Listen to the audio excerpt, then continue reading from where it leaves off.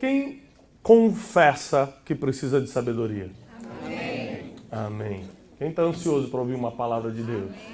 Amém. Todo mundo. Então abre sua Bíblia em Jeremias, capítulo 29, versículo 11. Vamos entender a palavra de Deus.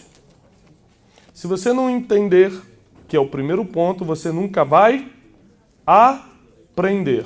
Isso aí. Quem não entende, não aprende. Porque o aprendizado é a evolução do entendimento.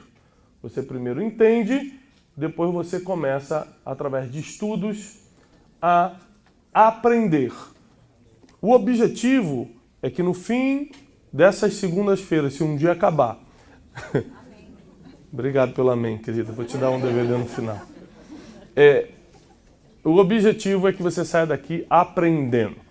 E o livro de Jeremias, um livro milenar, um livro importante no contexto bíblico e histórico, diz assim: pois eu bem sei os pensamentos que eu tenho a respeito de vós.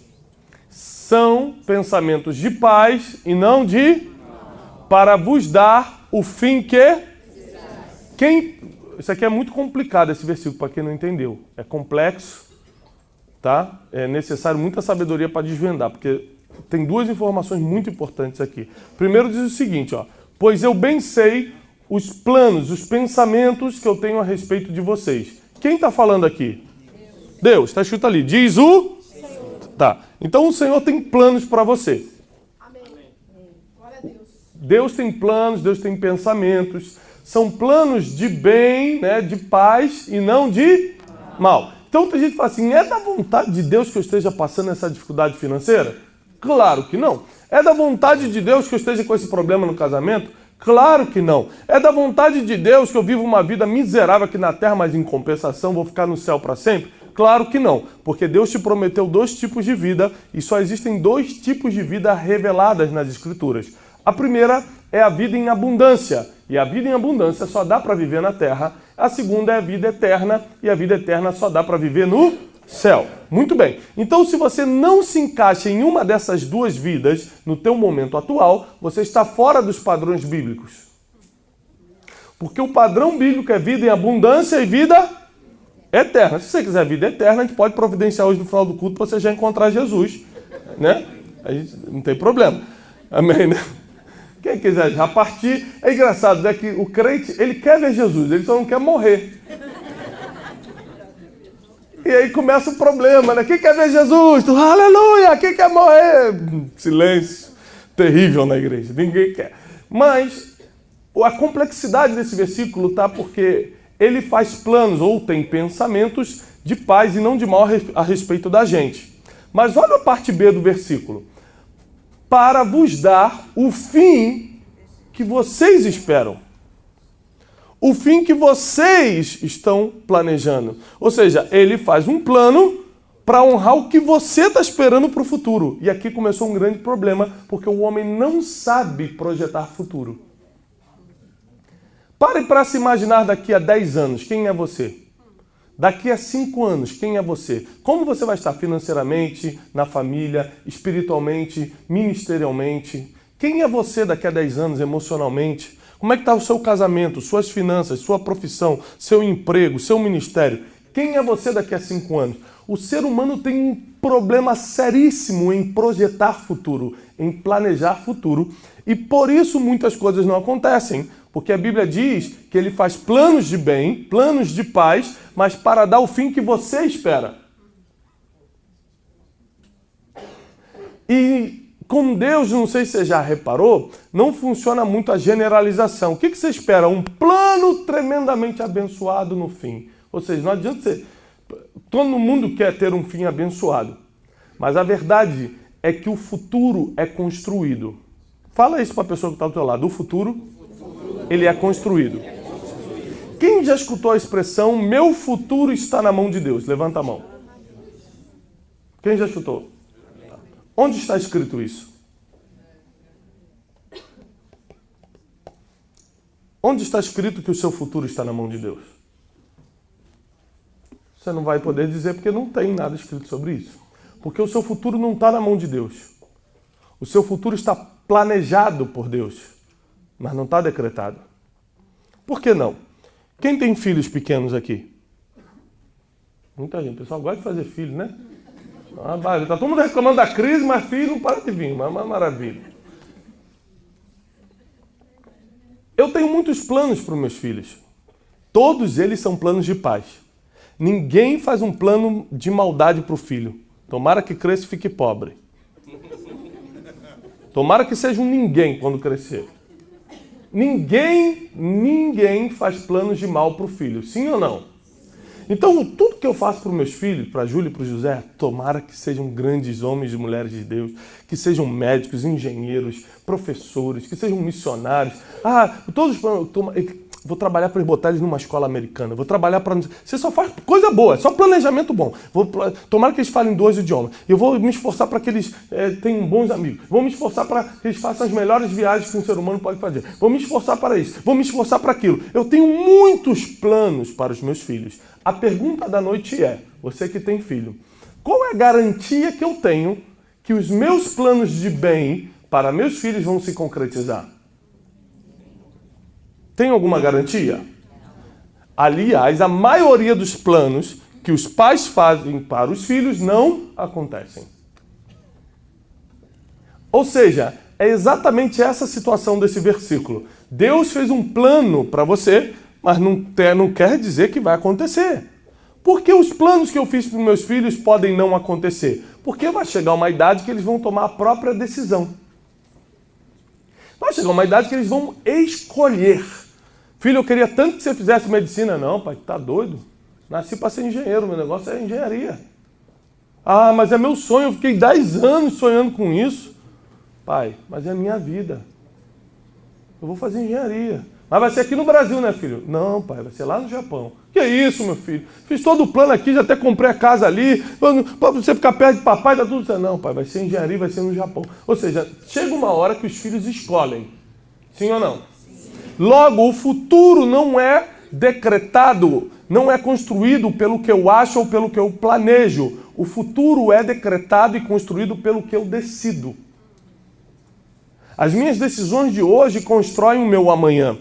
O seu futuro não é garantido, não é construído, não é formulado, não é projetado pelas suas orações de domingo, e sim pelas suas decisões de segunda-feira. Porque muita coisa você recebe no domingo, orou, pediu a Deus, você cancela na segunda-feira com uma decisão. Nosso futuro é construído por aquilo que escolhemos e decidimos. As pessoas que eu escolho andar. Escolhi andar com o Edgar. A partir do momento que eu vou orar 3 horas por dia, de alguma forma meu futuro está sendo afetado. Todas as minhas decisões, e para quem não sabe, o ser humano toma cerca de 300 decisões em um dia. Desde as mais pequenininhas, como acordei. Escovo o dente ou vou direto tomar café da manhã? Vou de calça jeans ou vou de roupa social para a escola, para trabalho? Viro para a direita, viro para a esquerda. Vou de carro ou vou de transporte público? Desde as pequenas até as médias e grandes decisões que podem alterar o teu destino. E nós temos ministrado às segundas-feiras aqui sobre sabedoria, porque sem sabedoria você sempre vai decidir errado. E sempre decidindo errado, você está construindo um futuro de guerra, um futuro de escassez, um futuro de maldição. Um futuro que com certeza você não espera. Enquanto Deus fez um plano de paz, Ele está esperando as tuas decisões, porque é com as tuas decisões que você mostra para Deus o que espera. Isso aqui é muito profundo. Você não mostra para Deus o que está esperando para o teu futuro através das tuas orações. Porque seria muito fácil isso. Senhor, eu quero ser rico, quero ser bonito, faz um milagre aí, Senhor. Quero ser rico, quero ser bonito, quero ser amado. Quero morrer com 110 anos numa ilha, Senhor, com meus barcos atracados. Ou seja, se fosse só questão de oração, todo mundo ia pedir isso para Deus e Deus ia atender. Mas você mostra para Deus o que você espera do futuro, para o seu futuro, com aquilo que você está decidindo hoje. Agora, não importa, e aqui eu entro na mensagem de hoje, não importa se você hoje está no meio de um problema sério, ou se você está no meio de uma grande vitória. Nós temos aqui pessoas que estão em situações diferentes. Algumas estão passando por grandes vitórias, acabaram de receber uma boa notícia, estão prestes a comprar uma casa, foram promovidos, entrou um dinheirinho que não estava esperando. Quando entra aquele dinheirinho que não estava esperando, você anda na rua. Está dançando, a pessoa, quem está dançando? Não, um negócio aí e tal. É impressionante. Tem gente que está vivendo algo bom, mas tem gente também que está aqui, olha que ironia, dentro das mesmas quatro paredes, que estão passando dificuldades profundas. Problemas emocionais sérios. Tem gente que não está conseguindo dormir. Tem gente que está preocupado que a empresa vai quebrar ou não vai quebrar. Meu Deus, o dinheiro sai ou não sai. Tem gente que está esperando um diagnóstico e está tão ansioso, tão desesperado, porque não sabe qual é a resposta do diagnóstico. Cada um aqui está numa situação. Mas a boa notícia é, o que você está passando hoje é apenas parte do seu caminho, não é o seu destino. Isso quer dizer que não importa o que está acontecendo hoje, as pessoas só vão se lembrar de como você terminou. Como assim, Tiago? Abre sua Bíblia, por favor, em Eclesiastes. Capítulo 7, versículo 8. Eclesiastes, capítulo 7, versículo 8. Você vai começar a entender agora o porquê você precisa muito, muito, muito de sabedoria na vida. Vamos ler? Melhor é o fim das coisas do que o princípio delas. Melhor é o fim do que o começo. Por que melhor é o fim do que o começo? Porque as pessoas só se apegam, só se lembram de como você terminou.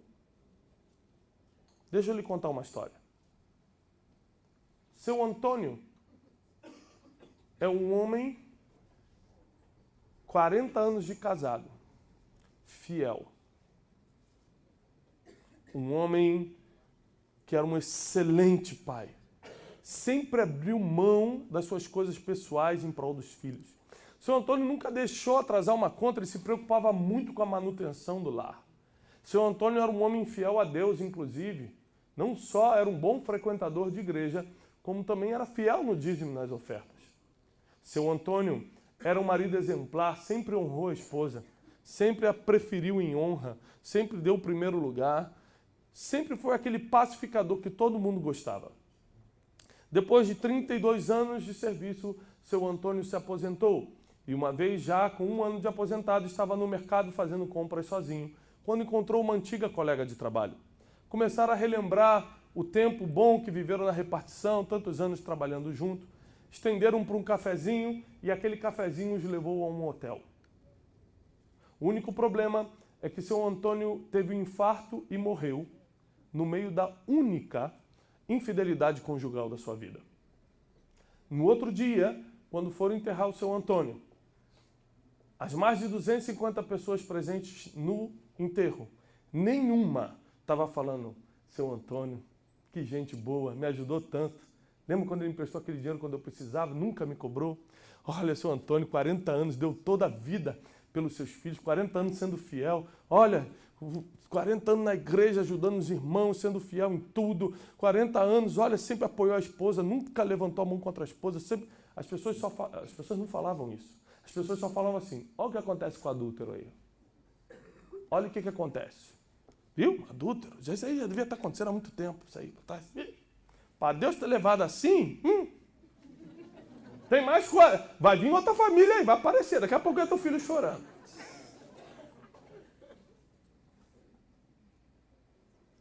Porque você sabe que tem crente que é fofoqueiro demais, né, irmão? Tem crente que tá dando show no diabo. O diabo fala, bonito, hein? Fazer o curso com você.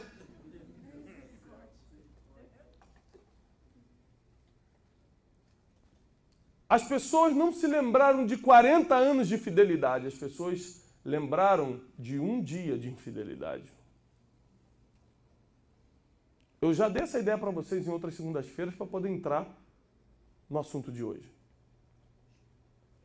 O fim, o como você vai terminar é muito mais importante do que o que você está vivendo agora. Você imagina se os grandes heróis bíblicos morressem de forma oculta, obscura, pecaminosa. Davi e Saul. Quem foi o homem de Deus entre os dois? Davi. Davi e Saul, quem foi o grande rei de Israel? Ninguém quer arriscar? Davi. Agora, por quê? Se Davi matou criancinha? Por que se Davi teve relações sexuais com a mulher dos outros? Por que se Davi matou inocente? Por que se Davi foi um adúltero, foi um cara que cometeu tantos erros sérios? Por várias vezes ele entrou em aldeias e mandou matar até as crianças de colo. Por que Davi foi um rei tão celebrado em Israel? 3.000 anos se passaram, você vai lá no Monte Sião, a tumba dele é visitada de manhã, tarde e noite. Saul nunca matou ninguém justamente, Saul nunca traiu a mulher, Saul nunca fez nada disso. E ninguém fala que ele foi um bom rei. Ninguém fala que ele foi um homem de Deus. Por quê? A diferença não está no que eles fizeram durante a vida. A diferença está em como eles acabaram. Como você acaba determina o teu legado. O como você termina determina como as pessoas vão falar de você nas próximas gerações. O como você termina é o que vai definir o sucesso dos teus filhos. O como você termina é o que vale para Deus. Saul fez tudo bem, mas morreu mal, ninguém lembra dele. Davi fez tudo errado, mas morreu bem, todo mundo lembra dele. Esse dia me perguntaram por que Deus permitiu que um herói como Martin Luther King fosse tomado tão cedo, aos 39 anos de idade. Ele podia ter feito muito mais, não, ele fez muito. E foi na hora certa, porque só Deus conhece o futuro. Imagina se ele morresse aos 50, aos 60 anos de idade, na cama da mulher errada. Tudo que ele construiu em prol dos negros seria derrubado por causa de um pecado. Quem está entendendo o que eu estou falando? Amém. Olha como a vida é injusta. Você hoje pode ser fiel a Deus, fiel ao teu esposo, à tua esposa. Hoje você pode ser um homem que nunca enganou ninguém no dinheiro, você pode fazer tudo. Mas tudo que você está fazendo hoje não vale de nada. Como assim não vale de nada? Não vale. Porque se você morrer daqui a 10 anos errado, é assim que vão lembrar de você. Não, mas eu quero mudar isso. Se você quer mudar hoje, você vai precisar de uma palavra que é o título da nossa campanha. Você vai precisar de O que é melhor? O que dá mais audiência? O primeiro capítulo ou o último capítulo de uma novela? Claro, o último capítulo. Então entenda comigo. O último capítulo da sua vida é o que vai ser falado pelas gerações. Então como é que você pode fazer para ir construindo um futuro? Se o meu futuro, volta lá em Jeremias 29 para mim, 11. Se o meu futuro, Deus falou que vai ser de paz, mas Ele está esperando a gente decidir o que quer, como é que eu faço hoje para alterar, para mudar a minha realidade? Ou seja, o que eu faço hoje, Tiago, provavelmente não vai me levar até o futuro que eu espero. Não precisa levantar a mão. Mas se você tem qualquer coisa obscura na tua vida, qualquer nível de engano ou de mentira, se algum relacionamento teu, seja profissional, matrimonial, qualquer outro tipo, é baseado em cima de mentira, se você frauda pessoas ou coisas, se você esconde uma coisinha aqui, uma coisinha ali, tem gente que acha que assalto é só entrar num banco e roubar, mas na verdade você pegar uma caneta que não é sua e falar, isso aqui é do governo mesmo, eles têm dinheiro, depois eles veem isso, você também está roubando. Se você tem qualquer coisa obscura na tua vida, nesse sentido, a Bíblia diz em Provérbios que quem comete e esconde suas transgressões jamais prosperará. Agora vem a parte mais difícil. Mas quem confessa e abandona isso, alcançará misericórdia. Amém. Você está dando amém? Você já parou para pensar o que é você sentar com uma pessoa e falar, deixa eu te contar tudo que eu fiz de errado na minha vida? Você pode levantar a mão agora e falar que é um homem ou uma mulher de Deus, mas você deixaria eu passar só os últimos 15 dias privados da tua vida aqui no telão? Não cutuca seu marido, por favor. Não é momento para acusação, é momento para escutar. Você deixaria eu passar publicamente a sua vida privada só dos últimos 15 dias? Se falar da vida toda, todo mundo morre aqui. Só dos últimos 15 dias? Por que eu estou te falando isso? Porque a transgressão, ela vira um vício. E os vícios definem para onde estamos indo. Vou repetir. A transgressão, ela vira um vício. Ainda mais quando é escondido e ninguém descobre. Mas os vícios definem para onde estamos indo. E pior, a Bíblia diz que aquele que comete transgressões e não confessa, jamais prosperará. Então tem muita gente, aqui não, mas lá para o lado de Alphaville, que fala assim, pastor, eu faço tudo certo e nada acontece de bom na minha vida.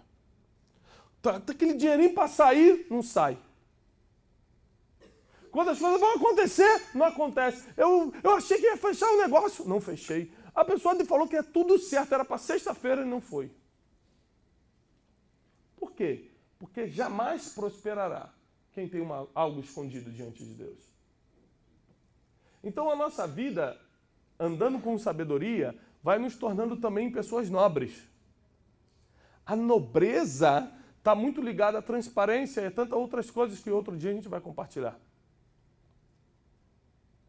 E quando você começa a buscar sabedoria, quando você começa a buscar essas informações, você começa a alinhar a tua vida. Então sabe o que eu te aconselho? A você chegar em casa hoje e fazer uma lista negra da tua vida. Onde eu estou errando nas finanças? O que está oculto na minha vida emocional? Só para te dar uma ideia, e fale a verdade, agora você pode levantar a mão. Quem aqui não está falando com alguém? Não estou falando com alguém. Aquela pessoa me feriu, nem gosto nem olhar para ela. Você quer quem não está falando com alguém? Levanta a mão. Olha quantas pessoas. Tá bom. Quem ofertou essa semana? Fez algum tipo de oferta para Deus? Já deu uma oferta? Vai dar uma oferta hoje? Tá bom. Tá. Ótimo. A Bíblia diz o seguinte. Se tem alguém que você sabe que está contra você, ou você está contra alguém, deixa a tua oferta de lado, reconcilia-te com teu irmão e depois vem em oferta. O evangelho é muito difícil, o evangelho não é fácil. O evangelho não é bagunça e me estranha o crescimento do evangelho no Brasil, porque o evangelho é tão difícil de se viver que não dá para acreditar que está crescendo tanto. Até porque se os números fossem reais, o Brasil, o número de conversão fosse real, o Brasil já estaria em outra situação. Teríamos famílias equilibradas, não teríamos o aumento das taxas de divórcio dentro da igreja, não só na sociedade, não teríamos todos os problemas seríssimos de corrupção e de moral que tem aparecido. A verdade é que nós não cumprimos os princípios, mas exigimos que Deus cumpra as promessas. E não funciona assim. Então, se eu fizer só uma lista de coisas que nós temos que mudar hoje para continuar essa pregação, provavelmente a gente nem continuaria. Mas um conselho eu te dou, já que nós tocamos nesse assunto. Procura a quem você feriu. Procura quem te feriu. Não importa quem está certo ou quem está errado. Peça perdão e resolve, ponto final. De preferência, dê um abraço, que o abraço fala mais do que 1000 palavras. Só para você ter uma ideia, uma vez eu fiquei 2 anos sem falar com um amigo meu. Eu também já fui pecador também. Fiquei 2 anos sem falar com um amigo meu. Nem lembro por quê. Porque às vezes você para de falar com uma pessoa só porque se sentiu mal, porque ela falou alguma coisa que você não gostou, você já se acha o dono da razão. E o problema de você não falar com alguém, amigo teu, e que você tem que conviver com essa pessoa, assim, porque está no mesmo bairro, na mesma igreja, é que você tem que andar atento. A pessoa está ali, você passa para cá, mas você está andando no shopping, meu Deus, está vindo, vai para cá. Você anda num pé só na rua, assim, ó, já preparado, já para correr. E eu estava com esse amigo meu numa festa. E eu estava na festa, e eu sabia que teria uma probabilidade dele estar, porque era de um amigo em comum. Então eu estava ligado, irmão. Pensa num cara ligado na festa. Eu olhava para tudo quanto é lado. Quando eu peguei um salgadinho e virei para trás, mas bati de nariz com nariz. Eu tentei mandar o Matrix. Saí, mas não deu. Quando eu tentei sair fora, ele me abraçou e apenas me abraçou. E quando ele me abraçou, eu comecei a chorar e comecei a pedir perdão para ele. Eu falei, meu Deus, mas até hoje eu achava que ele estava errado. Um abraço. Eu falei, cara, me perdoa. Não, me perdoa também. Eu falei, tá bom, então vamos comer uma coxinha, tá tudo certo. Porque tem coisa que a coxinha resolve, né, irmão? O Guaraná Dolly não, o Guaraná Dolly é do demo, que isso? Só espero que o dono da Dolly não esteja aqui, eu estou brincando. Ou seja, eu fiquei 2 anos pregando o que eu não vivia. E a gente fica pedindo coisas a Deus que Ele nunca vai dar, porque a gente está totalmente contra os princípios. Existem muitas coisas que nós temos que rever na nossa vida e só a sabedoria vai te mostrar, para que você possa hoje já consertar e entrar num novo começo, numa nova situação, numa nova estação.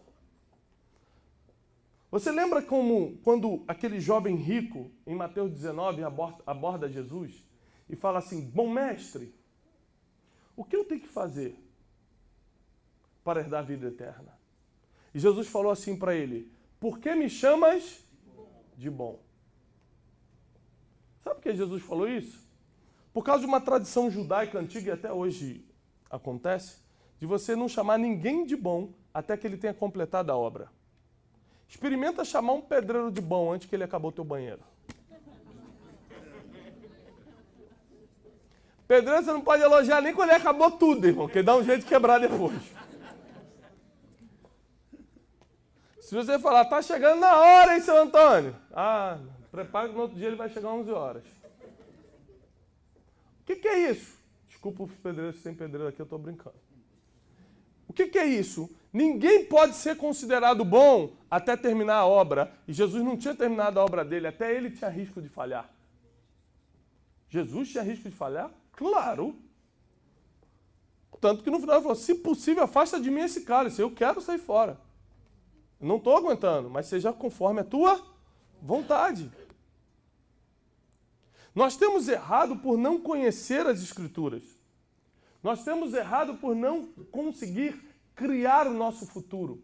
Apóstolo Paulo, abre comigo, por favor, em 2 Timóteo.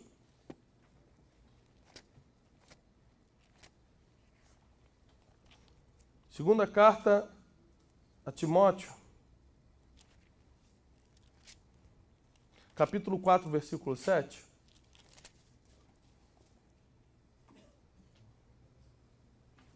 Diz assim: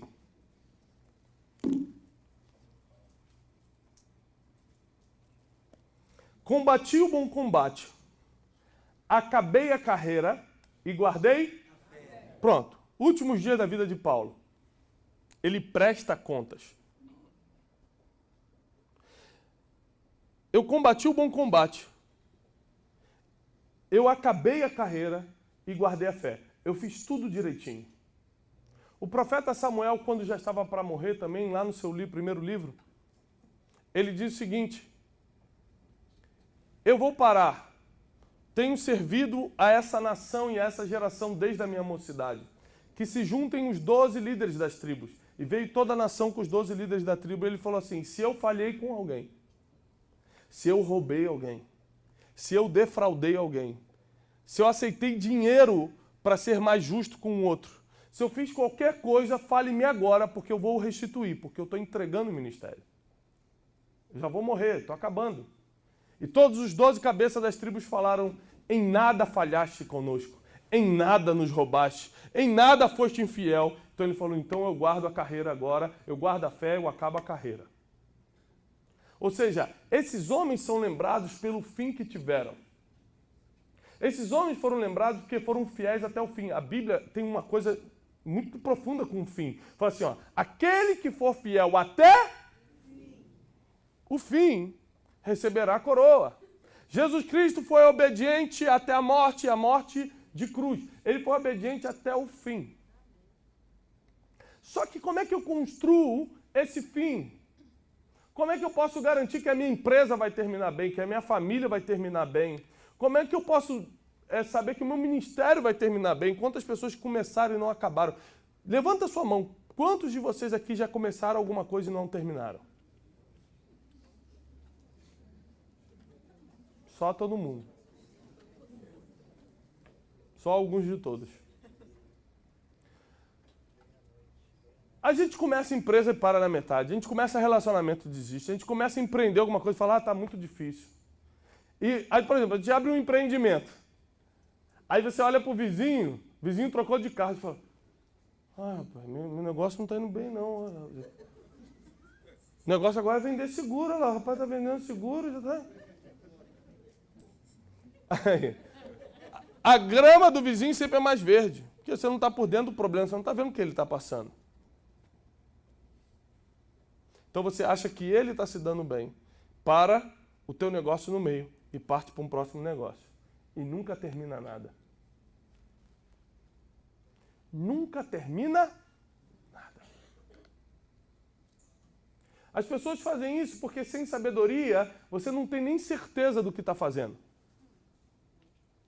Vou lhe fazer uma pergunta, se eu fiz aqui, me perdoem porque eu vou ter que refazê-la. Quem aqui gostaria de ganhar 10 milhões de dólares? O rapaz está desesperado ali, o cara falou, meu Deus, recebo.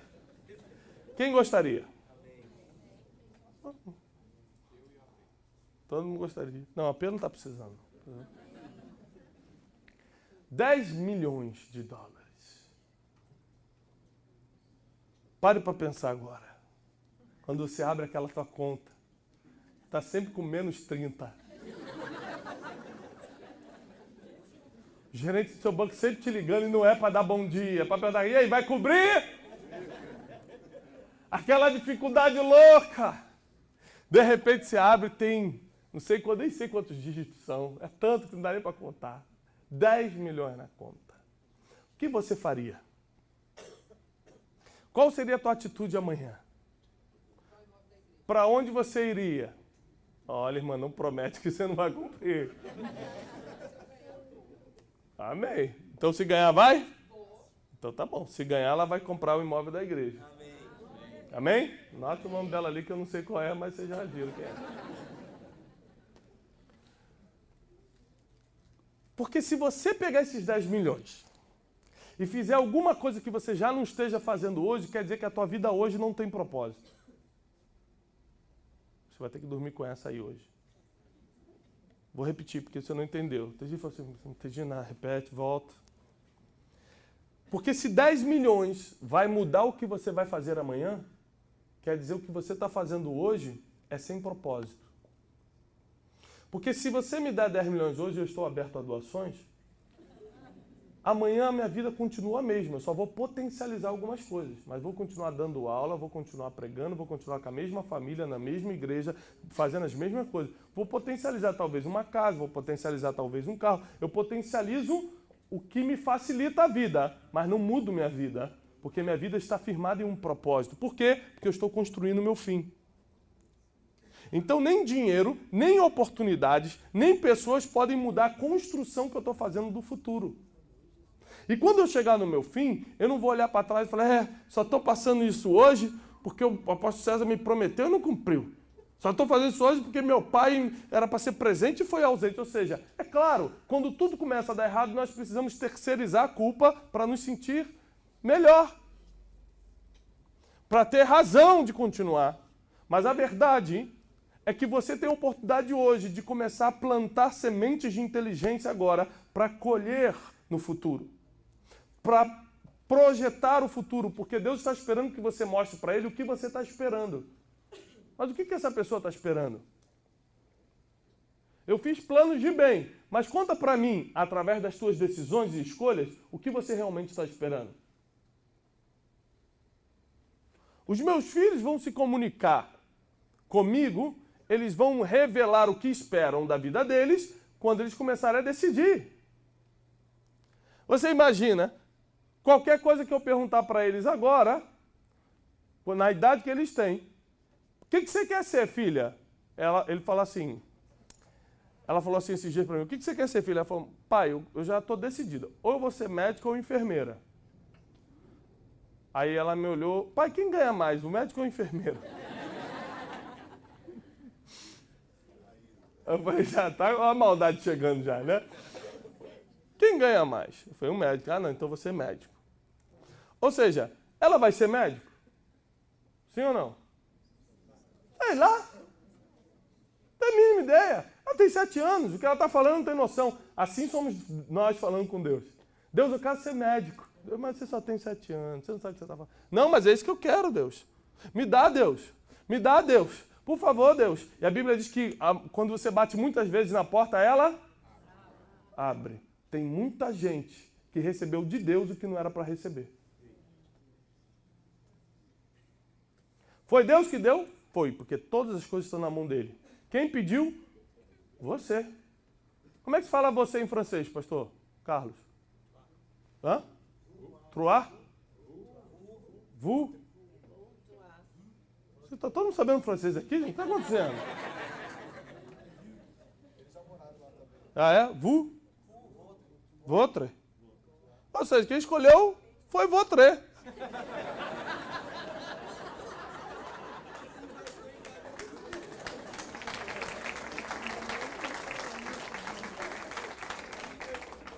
Ou seja, alguém sabe falar você em outra língua estranha? Que não seja... Não, inglês não vale.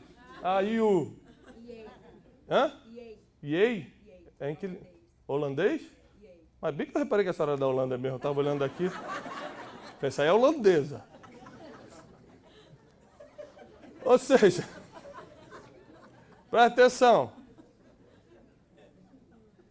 Qual o fim que você vai ter? O fim que você está pedindo. Está pedindo como? Com as decisões e atitudes. Porque o que você está falando, Deus não está considerando. Quem está entendendo os exemplos? Deus não está considerando que você está falando que você é um bebê. Você não sabe o que quer. Quem aqui... Ah, isso aqui vai ser para te matar.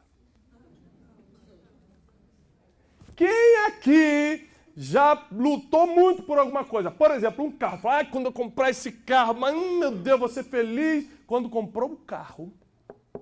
Fala, Bom, quem aqui já comprou uma coisa que queria muito e meses depois falou, não era bem isso. Todo mundo, meu Deus, vocês estão mal mesmo. Ainda bem que chegou esse negócio da sabedoria para ajudar. Sabe por quê? Porque a gente não sabe o que quer, só Deus sabe o que a gente realmente quer. Só Deus sabe o que a gente realmente precisa. Então a gente fica enrolado sem saber o que pedir a Deus. Deixa eu te falar uma coisa. Tenha cuidado com o que você fala com Deus, porque Ele realmente te escuta. Tenha cuidado com o que você pede, porque você pode receber.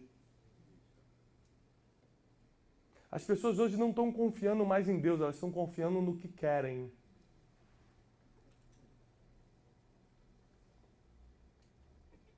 Eu já contei para vocês, eu vou repetir porque tem muita gente nova aqui. Minha filha quase todo dia me vem pedir doce. Pai, me dá um chocolate? Não. Pai, me dá um doce? Não. Pai, me dá uma cocada? Não. Pai, uma paçoca? Não. Pai, não sei. Tudo que é doce ela me pede todo dia. Mas todo dia, irmão. Pai, me dá isso? Não. Pai, me dá aquilo? Não. Pai, não. Por que não? Porque se eu te der o que você está me pedindo, se eu te der o que você quer, você não chega aos 10 anos de idade. Eu tenho que dar o que você está pedindo o que você quer, mas o papai tem que te dar o que você precisa. E a fase que você está é de comer arroz e feijão para crescer. Então por que você pede e não recebe? Porque você pede o que quer e não o que precisa. Por isso Deus não te dá. Porque não é hora de receber. Sabe qual é o problema? Você continua batendo. Não, mas eu quero sim a paçoca. Eu quero paçoca! Chega uma hora que Deus te dá a paçoca. Aí você está internado no médico com glicose alta e ora para o mesmo Deus. Me cura da glicose! Livre-arbítrio. Você pediu e recebeu. E assim as pessoas estão construindo o seu futuro, sem sabedoria alguma. Abre comigo, por favor, em Gênesis, capítulo 12.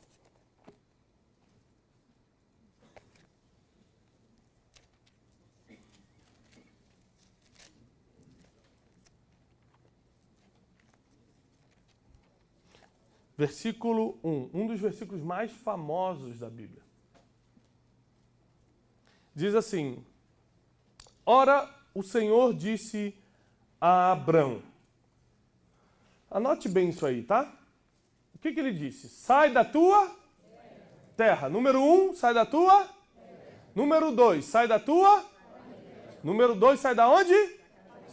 E a terceiro, sai da casa e vai para a terra que eu te mostrarei. Uma pergunta: Abraão saiu e foi? Ah, não é possível, gente. O nome dele é pai da fé por causa de quê? Porque ele saiu e foi. Foi ou não foi? Foi. Olha, ele está numa terra que não existia Deus. Uma terra de vários deuses, uma terra pagã. Ninguém tinha uma experiência tão profunda com Deus naquela época. Deus não se manifestava assim de qualquer jeito. De repente, esse homem escuta uma voz. Nos dias de hoje, com certeza, ele seria diagnosticado por um psiquiatra. Você está escutando vozes, né? O que ela falou? Falou para eu deixar tudo e sair pela rua correndo. Porque é no caminho que ele vai mostrar para onde eu tenho que ir. Eu, doutor, entendi. Aí vai só aumentando a dose.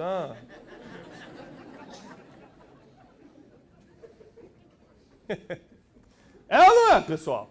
O cara escuta uma voz que dá uma ordem sem sentido. Larga tudo. Larga a tua segurança financeira, que é o teu pai que era empresário.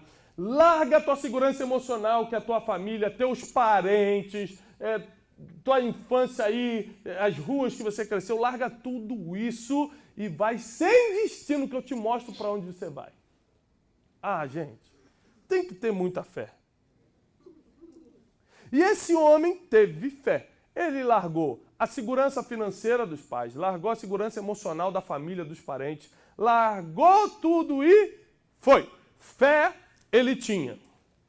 Muita fé. Agora repare comigo na continuação. Deus começa a prometer para ele, no versículo 2, fartei uma grande nação, te abençoarei, engrandecerei o teu nome, tu serás uma bênção, abençoarei os que te abençoarem, amaldiçoarei os que te amaldiçoarem, e em ti serão benditas todas as famílias da terra. E assim partiu Abraão como o Senhor lhe tinha dito, obedeceu, e foi Ló com ele.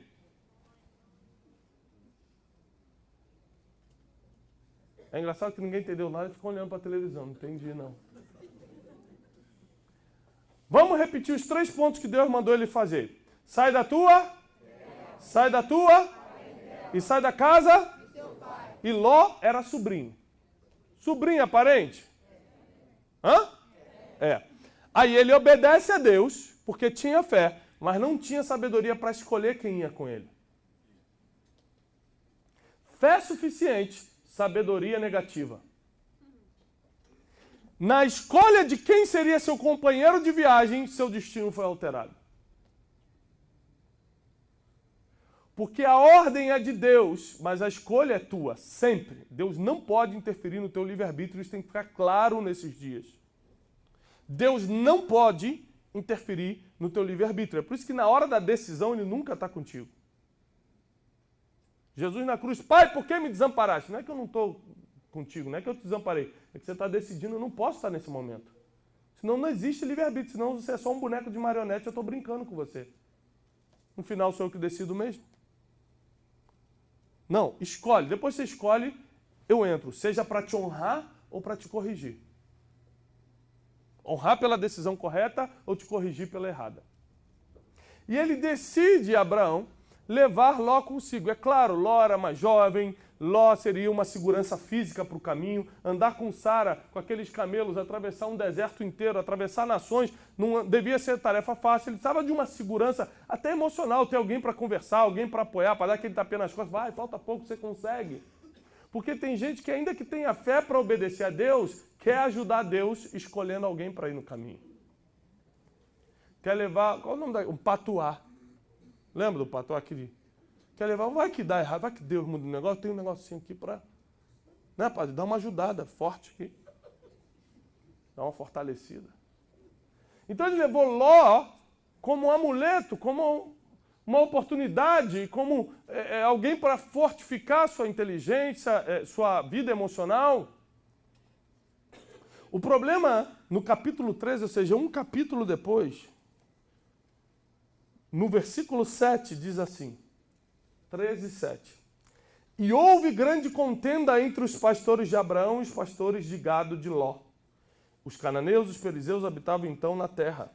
E disse Abraão a Ló, ora, não haja mais contenda entre mim e ti, e entre os meus pastores e os teus pastores, porque somos irmãos. Aqui, ele já estava resolvendo um problema que ele não deveria ter entrado. Muitos problemas da tua vida hoje, você não deveria ter entrado.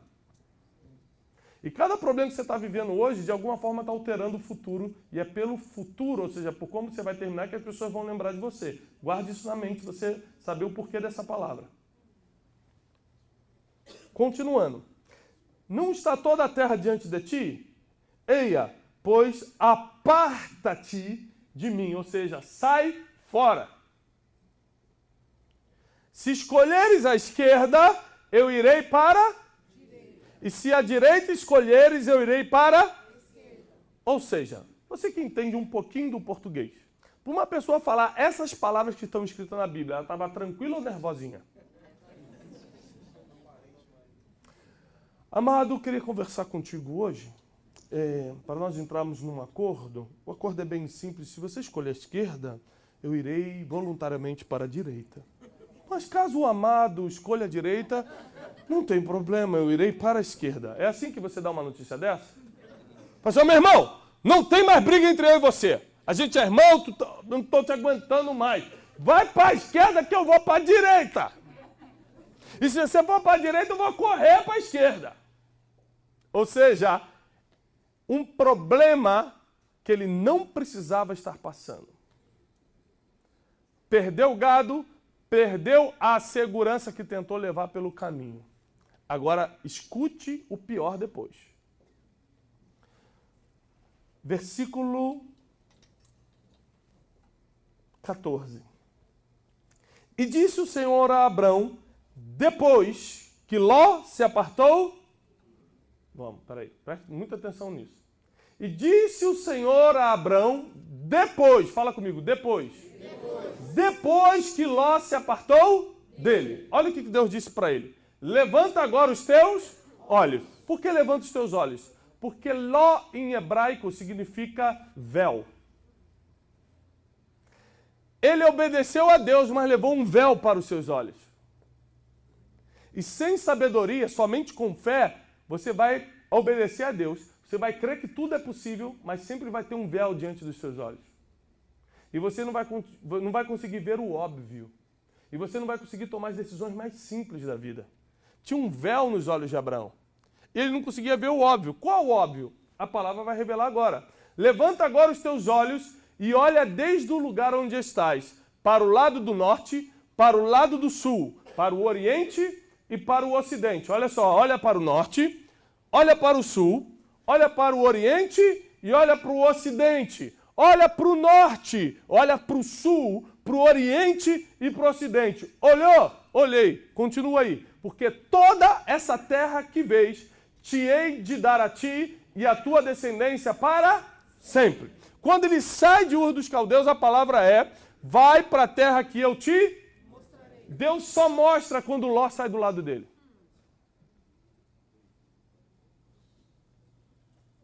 Enquanto você estiver com Ló do teu lado, e esse Ló só se instala quando você não tem sabedoria para tomar as decisões do futuro, Deus não te mostra a terra que te prometeu.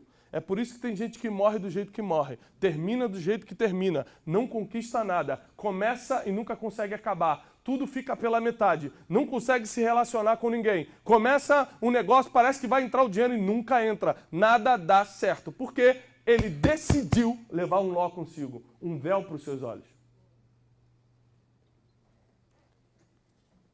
Ló, nesse caso aqui, era uma pessoa, mas tem gente que até hoje guarda uma mágoa do passado, e o nome disso é Ló, é um véu nos seus olhos. Tem gente que até hoje está com dinheiro que não é seu. Tem gente que até hoje guarda a cartinha do namorado, da namorada de não sei quantos anos atrás. Tem gente que até hoje tem coisas no celular que já eram para ter deletado. Tem gente que insiste em ficar com um sócio que Deus já mandou largar. Tem gente que não toma a decisão de deixar Ló ir. E só quando Ló vai embora, e só quando Ló sai do teu lado, Deus fala, agora levanta os olhos que eu vou te mostrar o que foi prometido a você. Agora levanta teus olhos que eu vou te fazer entender a promessa de anos atrás. Quem aqui dentro tem uma promessa de Deus? Amém. E quem não tem vai sair daqui com uma, eu garanto. Amém. Quem não tem vai sair daqui com uma. Amém. A promessa só se cumpre se você está liberado dos lós da vida. Por quê? Porque Deus não pode dar o que é teu para o Ló. Isso aqui é muito profundo. Deus nunca vai deixar Ló com medo que era só para você. Então, enquanto Ló está do teu lado, o que é teu, a terra que é tua, ele não dá. Quando você tira Ló, é um nome que estava num documento.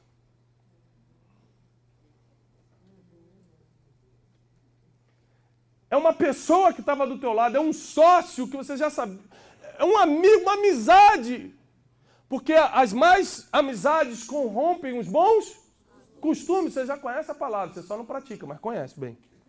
Conhecer, todo mundo conhece tudo, praticar que é o problema. Né?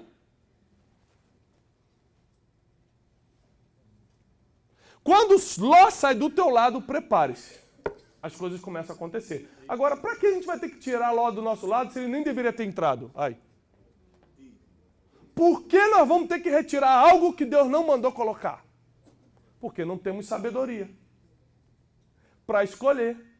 Por que Deus não evitou isso? Porque Ele respeita o teu livre-arbítrio. Você decidiu colocar isso na tua vida. Nada do que acontece na tua vida hoje foi por causa de terceiros. Você decidiu. Ah, mas me roubaram, aqui tomaram tudo de mim. Eu atendi um empresário essa semana e falou, me enganaram, me fizeram mudar todo o documento e acabaram roubando minha empresa. Eu falei, rapaz, deixa de ser criança. Eu não vou acreditar nessa tua história não, arranje um pastor que acredita. Por quê? Porque você decidiu. Quando colocou essa pessoa dentro da tua empresa, quando ele te botou uma arma na cabeça e falou assim, ah, não, ele só me enganou. Então por que você não consultou a sabedoria? Por que você não reuniu teus conselheiros para saber se era ou não era? Por que você não falou com alguém? Porque você decidiu. Ah, mas é que eu não sabia, porque não tinha sabedoria. Abraão também não sabia que ia passar esse problema com Ló, senão não levava. Você não tem como prever o dia de amanhã, vai prever daqui a 10 anos? A única forma de você construir o seu futuro é adquirindo sabedoria. Por isso a Bíblia diz, compra a sabedoria e adquire a inteligência. Se tem algo que eu não posso orar para você ter, é a sabedoria.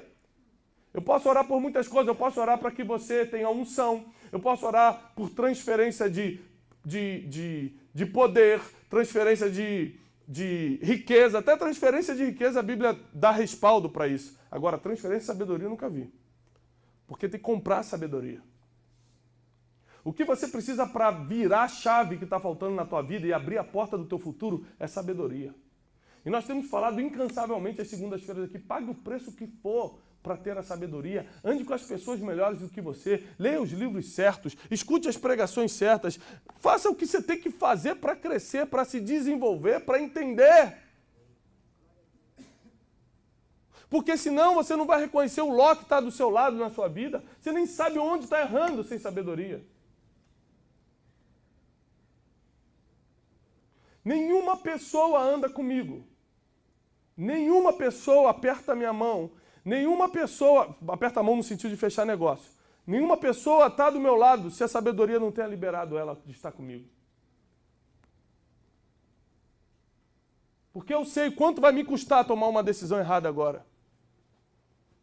Eu sei o quanto vai me custar se eu não souber escolher quem trabalha comigo, com quem eu me relaciono, com quem eu aprendo, de quem eu recebo.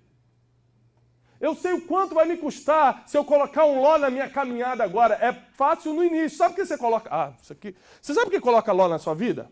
Porque no início ele te dá segurança. Ele empurra o camelo para você, ele fala que tudo vai dar certo, dá o tapinha nas costas. O problema é que quando o teu gado começa a multiplicar, ele quer a metade. E quando começa o problema, ele começa a contender com os teus pastores de gado. E fala, não, peraí. Isso aqui é meu, eu estou te ajudando. Fala assim, não, mas a ideia é minha. Deus deu para mim. Não, mas a ordem foi para mim. Eu que vou ser o pai de grande nação. Nós dois, meio a meio, half. Metade do mundo para cada um. Fica com o Oriente, eu fico com o Ocidente. Da China para cá é meu. E aí? Enquanto a ordem era clara. Se você revisar as ordens que Deus realmente te deu, sempre é uma ordem clara. Você que tenta dar uma misturadinha para ajudar Deus. Porque Deus falou, não leva os teus parentes. Mas eu vou levar Ló, é mais ou menos parente. Você sempre tem uma boa desculpa para Deus. Deixa eu te falar uma coisa. Quem quer terminar bem aqui? Fala, eu quero terminar bem, eu vou deixar legado. Eu já expliquei a diferença de legado e herança aqui? Que bom. Então eu estou soltando tudo aqui, hein? Vocês estão bem.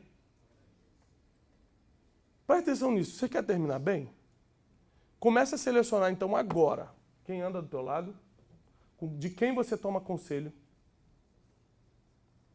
que livro você lê, que palestra você escuta, com quem você assina contrato, com quem você faz negócio.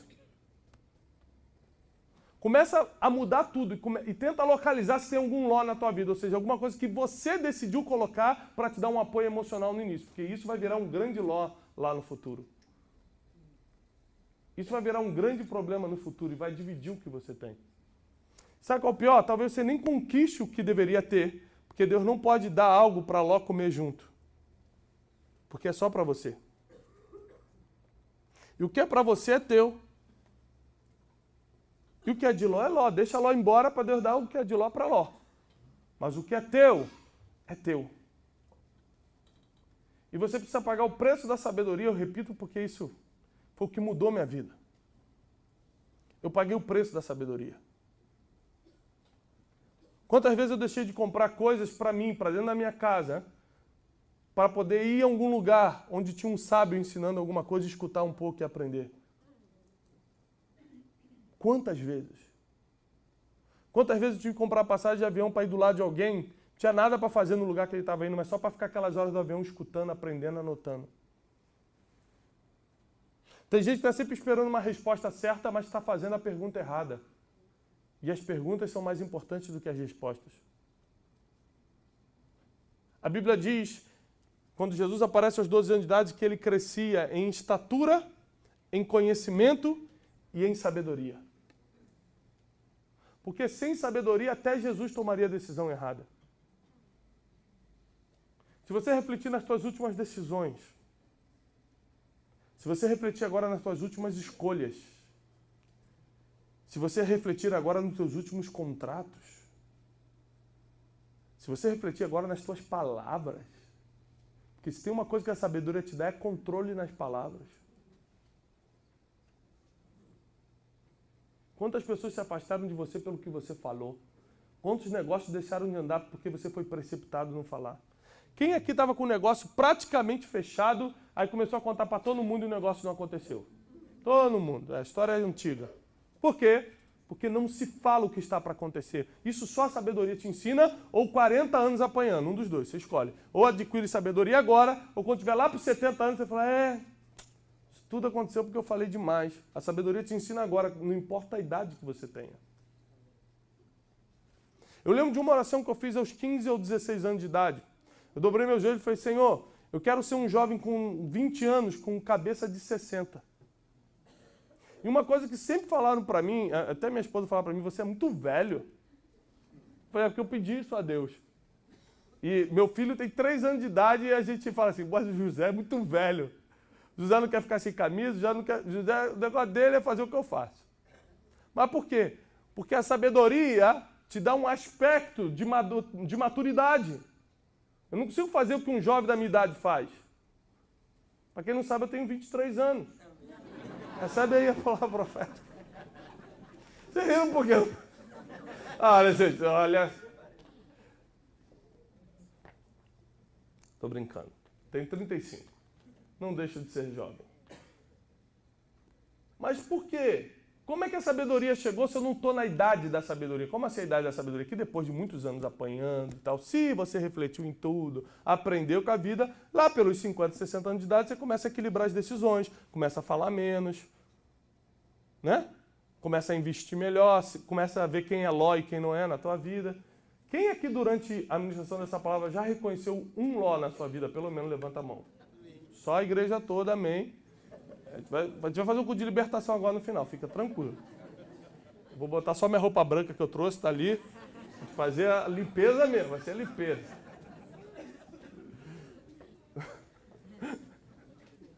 Tô rindo para não chorar, né? E se você pagar o preço que for pela sabedoria, você vai falar melhor, vai deixar de expelir pessoas da tua vida, vai decidir melhor, vai investir teu dinheiro melhor, vai começar a se relacionar melhor, vai começar a praticar os princípios. Por exemplo, a sabedoria ela vai te lembrar coisa do tipo, caramba, eu vou ofertar agora, mas aquele irmão não está falando comigo, porque eu estacionei na vaguinha dele ali, porque tem irmão que é o dono, sabe, que é o dono da vaga da igreja ou o dono do banco, né? Ele senta sempre ali, quando tu senta na vaga dele, ele para de falar contigo, porra, que abuso. 2 anos eu sento naquele banco, o irmão sentou no banco que eu sento. Tem gente que está tão ferida da alma, irmão. Está tão ferido na alma que qualquer coisa vira tempestade em copo d'água. Se você falar assim, paz do Senhor, irmão. Fala, tá, paz do Senhor por quê? Está me olhando? Qual o problema? Fala, não, desculpa. A sabedoria, ela te mostra todas as coisas. Como diz Jó, capítulo 28, ela não está disponível na terra dos viventes, ela está na eternidade, ela já viu o teu futuro. Ela pode te ajudar, ela pode te guiar, ela pode trilhar o caminho que você está tentando aqui na terra. E deixa eu te falar uma coisa, você vai terminar bem. Porque você está sentado aqui é a prova que você vai terminar bem. Teus negócios não só vão prosperar aqui, como ficarão para os teus filhos. O teu ministério não será reconhecido só aqui, mas será um ministério por gerações. Existem pessoas que morreram há décadas atrás e ainda falam hoje. Porque o legado foi muito forte, ou seja, o fim foi impactante. E eu sei que você pode estar passando por uma dificuldade hoje, porque decidiu ter um nó da tua vida, você escolheu. Você fala, mas eu não sabia, Abraão também não sabia. Mas Abraão botou desculpa em quem? Ninguém. Ou seja, deixa eu te falar uma coisa. Se você realmente quer ter um fim, eu encerro com isso e passo para o apóstolo. Se você realmente quer ter um fim de paz e prosperidade, se realmente você quer ter um legado, se realmente você quer deixar um ló de lado, eu vou te ensinar essa última coisa que faz parte da sabedoria. Quem tem sabedoria nunca dá desculpa. Deus te levanta até dos teus fracassos, mas nunca das tuas desculpas. Fracassei, errei, não tem problema, eu te levanto, eu te dou uma segunda chance. Ah, mas Senhor, sabe o que foi na verdade? Foi porque o apóstolo Belucci falou que ia me atender, não me atendeu, aí eu fiquei chateado e acabei pecando. Tem gente que está sempre com uma desculpa. Por que Davi e Saul terminaram diferente? Eu te provo na Bíblia. Por que Davi terminou bem e Saul terminou mal? Te provo. Aliás, qualquer um, várias pessoas. Todo homem que deu uma desculpa para Deus, todo homem que viveu de desculpas, foi expulso da presença dele. Adão, o que você fez? Não, fui eu não. Foi a mulher que tu me deste. Sai do paraíso. Todo homem que deu uma desculpa foi expulso da presença de Deus, porque Deus te levanta dos fracassos, mas nunca das desculpas. Saul, para quem não lembra como ele perdeu o reinado, foi no 2º ano do seu reino. No 2º ano do reinado de Saul, os filisteus vieram atacá-lo. Ele ficou com medo, porque os israelitas começaram a fugir, porque os filisteus eram muitos, e porque o profeta Samuel, que era a segurança espiritual, não tinha chegado ainda. Então sabe o que Saul fez? Olhou para o povo, viu que o povo estava fugindo de medo, mandou trazer o sacrifício e sacrificou. Sacrificou para quem? Para Deus. Não é bonito sacrificar para Deus? Para pedir segurança, para pedir a proteção. Vamos fazer o seguinte, vamos fazer depois, querido do louvor. Vamos fazer depois, senão vai me distrair. No final aqui eu vou perder a bênção. Presta atenção.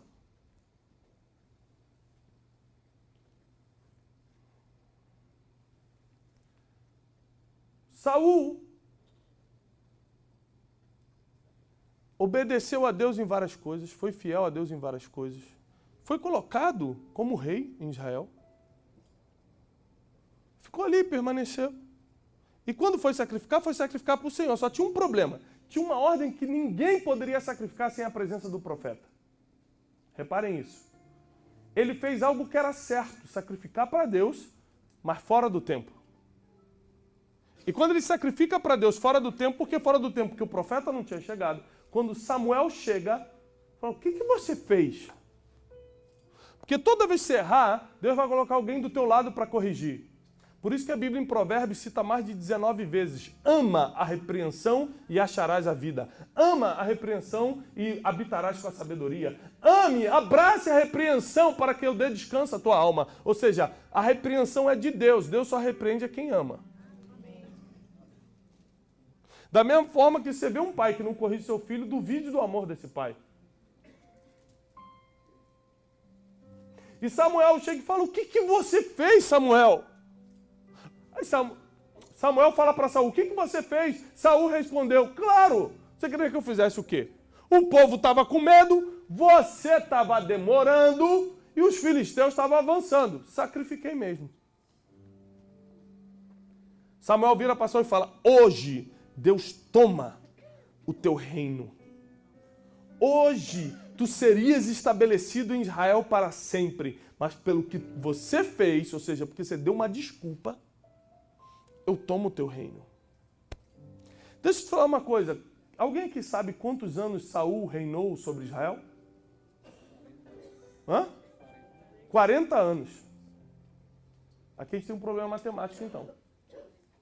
Porque se Saul reinou 40 anos, como é que ele perdeu o reino no segundo ano?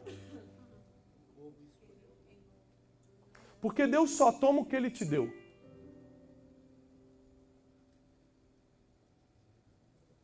Deus só toma o que ele te deu. O que você conquistou pelas tuas forças, ele nunca vai te cobrar. Fala assim, Abraão, sacrifica Isaac, teu filho, teu único filho. Isaac não era o único filho de Abraão. Tinha antes Ismael. Mas por que ele chamou de único filho? Porque Deus só considera teu aquilo que ele te deu. Ele não deu Ismael, então ele nem chama pelo nome. O que você ganhou para a força do teu braço, você tem que dar um jeito de resolver. O que ele te deu, ele pode pedir. E quando Deus te pede, você já perdeu. Seja na mão dele ou na mão dos homens. Então, quando o que Deus toma de Saul naquele dia, foi a unção de governo. Foi a conexão com o céu. Foi o que ele deu para Saul. Porque quem botou Saul no trono natural não foi Deus, foram os 12 tribos. As 12 tribos se reuniram e falaram assim, dá-nos um rei. Samuel, por que Deus governa sobre vocês? Nós queremos um rei, como todas as outras nações. Vocês querem? Então tá bom. E deu Saul. Então Deus não tomou o que o povo escolheu, Deus só tomou a unção. Deus tomou autoridade para governar. Tanto que depois daquele dia, Saul nunca mais se comunicou com Deus, começou a consultar profetas. Depois Deus proibiu os profetas de falarem com ele, ele começou a consultar necromantes e ficou desesperado e morreu na agonia que você sabe. Por isso não se espante com quem está sentado no trono e às vezes até com quem fica no altar, porque não quer dizer que Deus está com ele. Porque se Deus não deu aquele altar, aquele trono para ele, ele não vai tomar também. Agora presta atenção, o erro de Saul foi só ter sacrificado para Deus fora do tempo. E o erro de Davi? Matou e adulterou. Aí vem o profeta Natan e fala assim, você errou. Eu? Errou. Quando? Quando tocaste na mulher de Urias. Sabe o que Davi fez? Rasgou sua roupa, botou roupa de pano de saco, jogou cinza na sua cabeça e começou a se arrepender. Eu me arrependo. E Deus levantou Davi. Davi errou muito mais. Muito mais. Muito mais. Mas porque não deu desculpas, Deus o levantou. Saul errou só um pouquinho, só errou no tempo de sacrificar, mas deu uma desculpa. Deus se levanta dos teus fracassos, mas nunca das tuas desculpas. Pare de dar desculpa, seja lá o que você está vivendo hoje. Tira logo da tua vida, se concentra no teu fim, começa a construir o teu futuro. Tudo que eu faço hoje, eu faço para que meus filhos desfrutem, os filhos dos meus filhos desfrutem, para que a geração que eu viva desfrute. Cada livro que eu escrevo, eu estou pensando nas gerações que vão ler isso depois, se de alguma forma eu vou contribuir para as gerações, para a nação, para a coletividade, para a humanidade. Ou seja, as pessoas precisam pensar no fim. E eu sei que se eu morrer de uma forma em desobediência fora do que Deus determinou para mim, se eu terminar mal, tudo que eu escrevi não valeu de nada. Quem vai ler o livro de quem terminou mal? Quem vai acreditar na palavra profética de quem terminou mal? Quem vai acreditar que aquela pessoa que falava tanto era verdade se terminou mal? Nosso fim vai determinar.